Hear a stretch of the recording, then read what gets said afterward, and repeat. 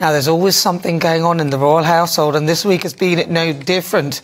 On the menu, the Princess of Wales has been showing that she means business in her new fashion sense.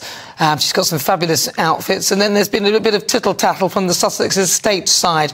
But every Saturday, I love to give you a rundown, and who better to do so than royal biographer Angela Levin. Angela, well, good to see you.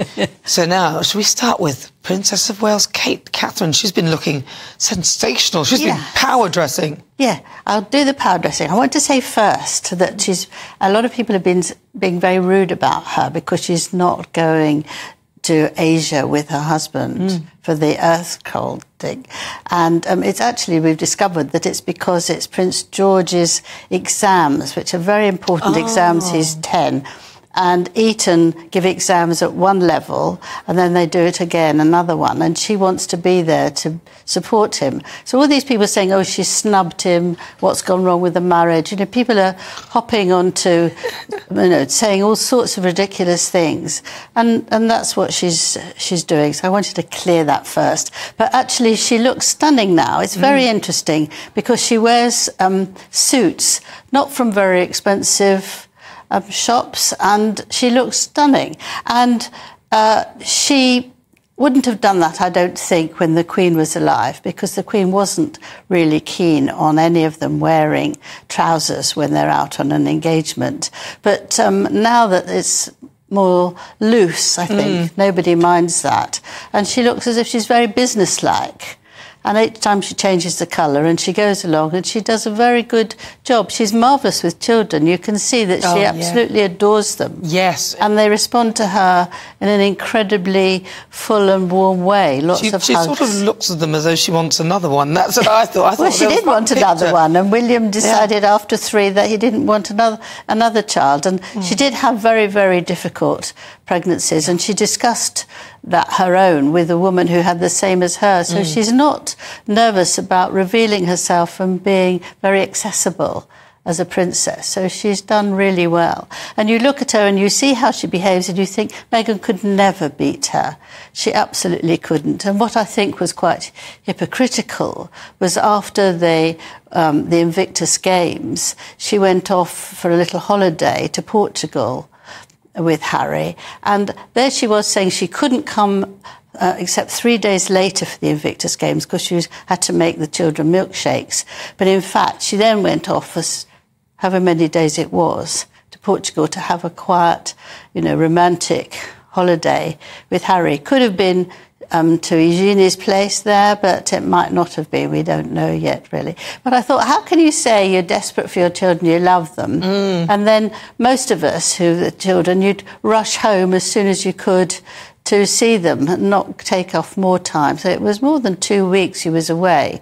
So, there's another example of hypocrisy. Really. Nobody ever sees the children, though. I mean, her own dad has not seen any of the children, which is very sad, I think. Well, it's very sad, actually, I mean, because he's obviously very ill. He's ill, isn't he? Although he can speak a little bit now, it's still very awkward for him. And I think you have to, whatever you feel about your parent, you need to just do something that makes them feel happier. Yeah, at least, at least... I mean, look, they're your parents, and even if they do the things that are wrong, and they do sometimes, I mean, sometimes my parents are so annoying, but I've still got them and they're still here. So even though, in particular my dad, he can be so annoying, oh, God, he goes on and on and on. But I just accept, no, don't do this. I mean, one time he came to my house, he flooded the toilet upstairs. I warned him. It was like Paddington Bear. Everything he did, he broke. I said, and once he'd ruined it and it flooded through, he said, no, you need to get yourself an electrician and a plumber. I said, thanks for your help, Dad. But Meghan, let's go on to Meghan. Yeah. She's got the memoirs. She's been moaning about how bad her royal life was. Well, you see, it's very interesting because she said several times that there's going to do, she's doing a memoir and she's going to bring it out, and you sort of tremble in your feet because you know it's all going to be how terrible everyone was to her. But her new PR people have tried to give her a new image, so she's happy, she's bright, everything's wonderful, she's full of smiles, laughter. We saw that in the Invictus Games. Now, my question is, how can you now bring out a very miserable book when you say life is wonderful, you didn't really mean it and it's all lovely. Because, you know, if she attacks the royal family, she's back to being somebody who's rude and attacking them. So I think it's quite an interesting dilemma. Will she or won't she actually bring the book out in the end? But what is actually very important is that it's been discovered that in 2021, when she went to New York and Harlem, she went there to read her book, and to these 7-year-olds, but they were all gagged. The teachers and the 7-year-olds were gagged, and they weren't allowed to say anything nasty or negative about her.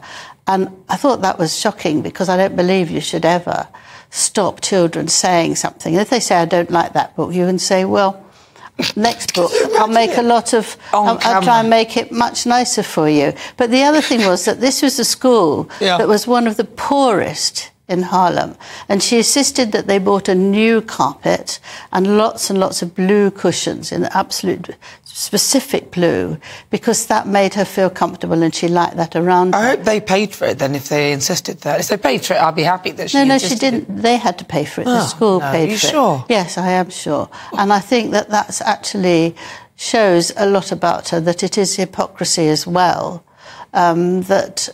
It's really sad, because they do the things and then you look back on them and say, well, that is completely hypocritical, but they don't mind. They carry on doing that. And yet she could have been nice, she could have been positive, she could have been incredibly helpful, but she's got this strain that sort of is self-destructive. Well, she could have been, but then she would have been somebody else, not herself. Angela Levin, as ever, thank you very much for joining us. That is royal biographer Angela Levin. She's Prince Harry's biographer as it goes as well, and she's written stuff on Camilla and everything else like that. Angela, always a pleasure.